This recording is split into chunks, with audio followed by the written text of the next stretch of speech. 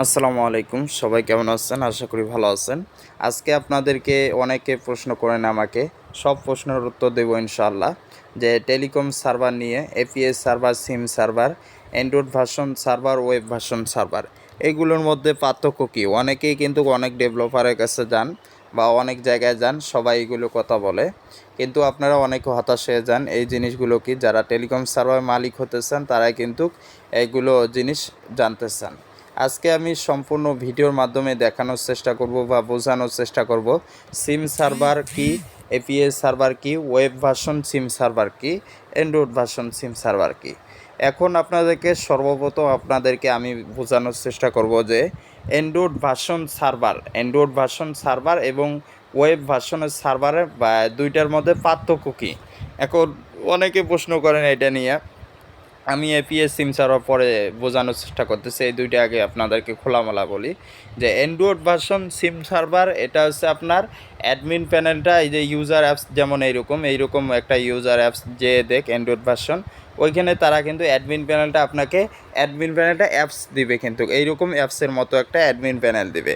এটা হচ্ছে মূল কথা।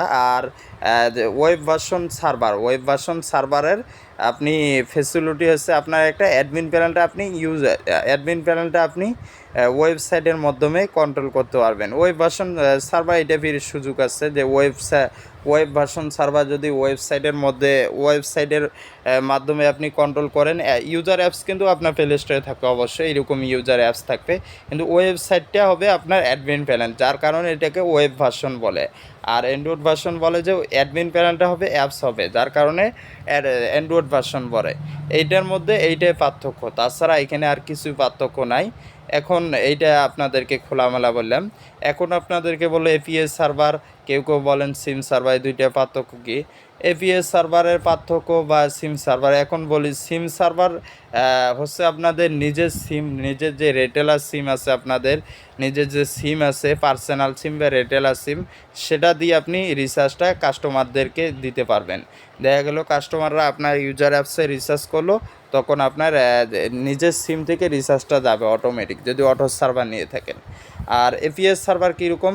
এপিএস সার্ভারের ফ্যাসিলিটি হচ্ছে আপনার এপিএস সার্ভারটা যারা সিম সার্ভার চালায় তাদের কাছ থেকে এপিএ কানেক্ট করে নেওয়া। দেখা গেল আপনার সিম নেই বা সিম সার্ভার চালাতে খুব ঝামেলা লাগে, বা সিম সার্ভারে কিন্তু ইনকাম বেশি আছে।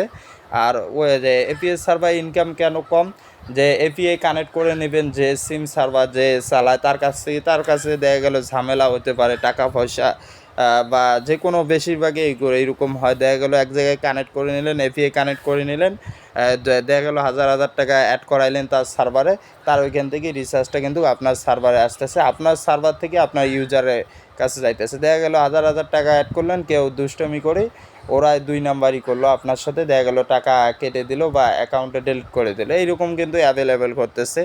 এই জন্যে আপনারা চেষ্টা করবেন যে সিম সার্ভার সব কিছু নিজস্ব হওয়ার, প্রবলেম নাই। আর বিশেষ করে আমাদের অফিসিয়াল টেলিকম আছে, ওইখান থেকে কিন্তু আমরা এপিআই কানেক্ট দিয়ে থাকি। বাংলাদেশের মধ্যে শীর্ষ যত টেলিকম আছে, পাশাপাশি আপনাদের ওই ই কমার্স সাইট আছে, টালি ম্যানেজার যত যাবতীয় আছে, সবগুলোতে আমরা আর কি এপিআই কানেক্ট দিয়ে থাকি। আমাদেরটা 24 ঘন্টা চলে, আমাদের কাছ থেকে নিতে পারবেন। বিশেষ করে আপনার পরিচিত লোক ছাড়া কারো কাছে এপিআই কানেক্ট করে নেবেন না, নিলে আপনি ধরা খেতে পারেন। এইটা হচ্ছে ফেসিলিটি। আর যারা সিম ছাড়া নেবে, দেখা গেল সিম হয়ে গেল, তার সিমের আওতায় রিচার্জ হইতেছে, পাশাপাশি অন্যদেরকেও এপিআই কানেক্ট দিতেছে, দেখা গেল 2 টাকা 3 টাকা হাজারে লাভ করতেছেন, তাদেরকে কমিশন দিয়ে সিম সার্ভারে সব কিছু নিজের স্বাধীন হয়ে থাকে। আর এপিএস সার্ভার দেখা যায় যে এপিআইটা আপনার ঠেকা থাকে, যে আরেকজনের সিম সার্ভার থেকে আপনাকে কানেক্ট করে নিতে হবে। এটা হচ্ছে পার্থক্য।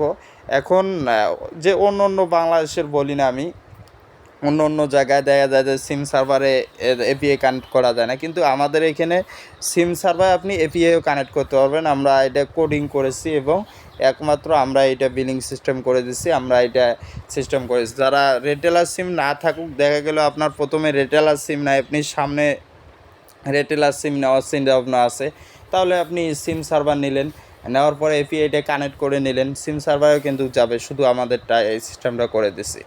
এপিআই কানেক্ট করে নিলেন, তারপরে দেখা গেল যে আপনার মনে করেন যে পরবর্তী আপনি সিম জোগাড় করলেন, আপনার হাজার হাজার টাকা যখন রিচার্জ, সিম জোগাড় করে সিম দিয়ে আপনি চালাইলেন।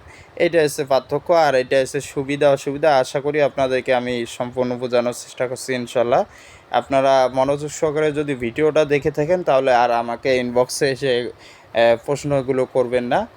যারা একবার না বুঝবেন আবার ভিডিওটা দেখলে বুঝতে পারবেন। আর যারা সার্ভার তৈরি করে নিতে চান, Android server, SIM server, web version server, সব সার্ভারে আমাদের কাছে আছে। অটোমেটিক প্লে স্টোরে পাবেন অ্যাপস, অন্য অন্য জায়গায় প্লে স্টোরে দেয় না, কিন্তু একটাই কি, অন্য অন্য জায়গায় প্লে স্টোরে দেয় না, দেখা যায় কম রেটে পান, ওই জায়গায় দৌড় দেন। এইরকমই আর কি মার্কেটটা চলতেছে এরকম বর্তমানে। আমাদের থেকে যারা নেবেন তাদেরকে আমরা খোলাসা বলে দেব কোনটা কী হবে, কোনটা যাবে না যাবে, তারপরে আপনারা নিতে পারবেন। আপনারা যারা টেলিকম সার্ভার নিতে চান, আমাদের ডেসক্রিপশনে নাম্বার দেওয়া থাকবে, আপনারা হোয়াটসঅ্যাপে যোগাযোগ করার চেষ্টা করবেন। হোয়াটসঅ্যাপে মেসেজ দিলে আমরা রিপ্লাই দেওয়ার চেষ্টা করব ইনশাল্লাহ। আপনারা আমাদের থেকে অর্ডার করে 12 ঘন্টা বা 10 ঘন্টার মধ্যে ডেলিভারি পাওয়ার চেষ্টা করবেন ইনশাল্লাহ।